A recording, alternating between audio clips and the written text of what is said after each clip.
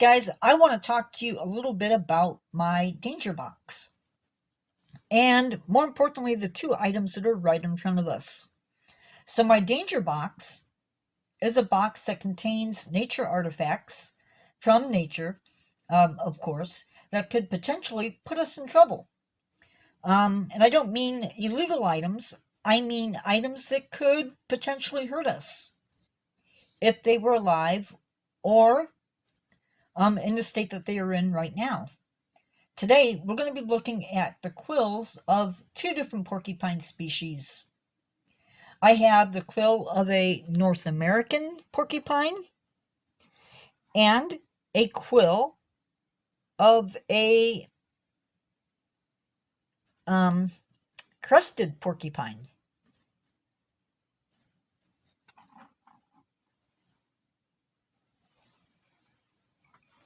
Both of which are pretty sharp. I have to apologize to people at my church because I brought these guys in one day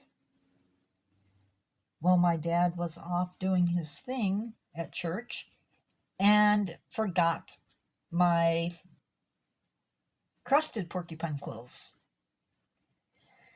So you may notice how small the North American porcupine quill is compared with the crested porcupine, and that's just the way it is. And we'll talk a little bit more about the size of the African crested porcupine quills, but in the meantime, let's talk about a myth. There's a myth that says that porcupines can throw their quills. This is not true. When a porcupine is scared, the quills stand up, pointy end up, and they become very loose. So when you hit them or come in contact with them, they of course break off and go into skin.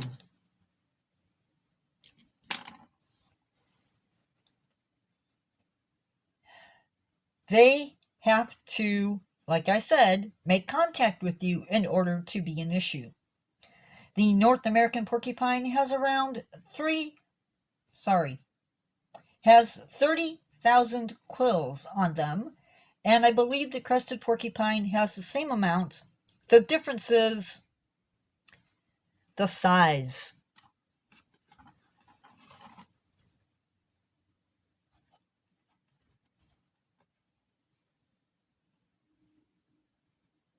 Look at that.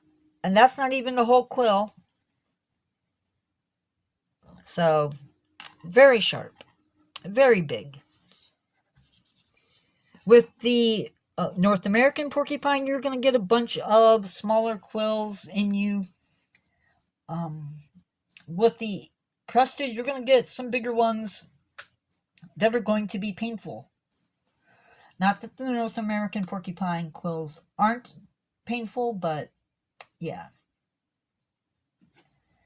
The crested porcupine quills can measure anywhere from 1 to 13 inches. Sorry, I didn't get that converted into centimeters. Don't worry though, you'll get a warning before they actually defend themselves. The crested porcupine will rattle their quills, and these quills are hollow. I'm going to try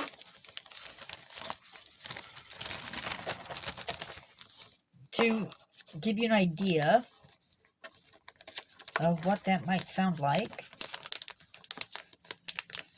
Trying to do this without getting stabbed.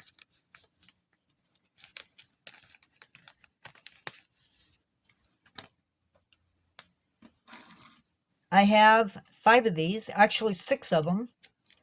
One of them has come up missing and is actually bigger than the ones I have here.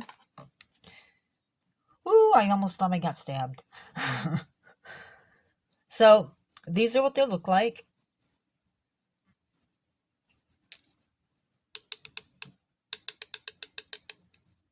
I'm not sure that's what they sound like.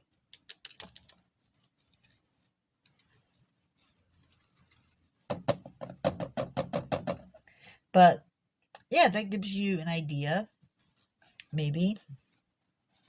So they do give a warning before they lash out at you.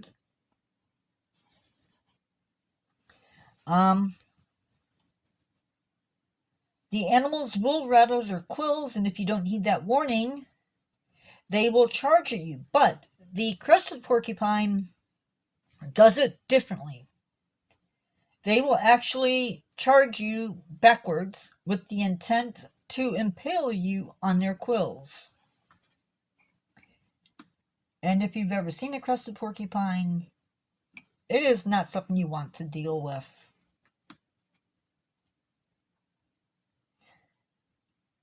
Crested porcupines are one of the largest rodents on the earth. And they will go and face leopards and lions head on, or butt on, rather. Okay. Yeah. Whereas the North American porcupine will actually just swish its tail at you. Now, a couple things that I want to talk about. One,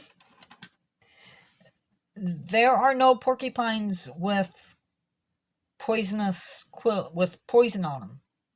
Some of them do have actual antimicrobial benefits, antibacterial, which is nice. So I don't know if you can see it, but quills are actually modified hairs.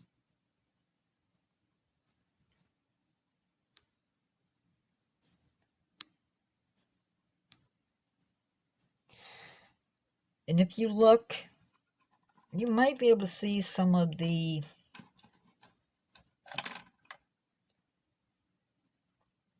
lines that make up the quill.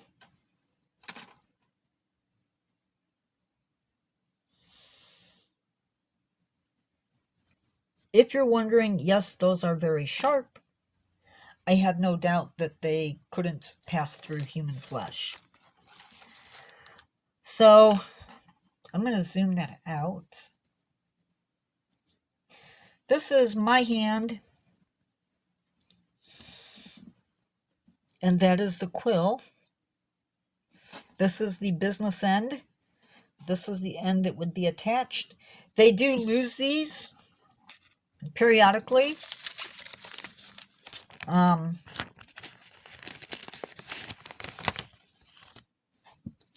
So yeah, that is a visit with my quills. I will see you in the next video.